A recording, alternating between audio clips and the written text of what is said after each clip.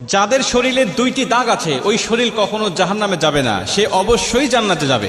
হাদিসটি সহিহ তিরমিজির 1669 নম্বর হাদিস এবং সহিহ আত-তারগিবের 1376 নম্বর হাদিস।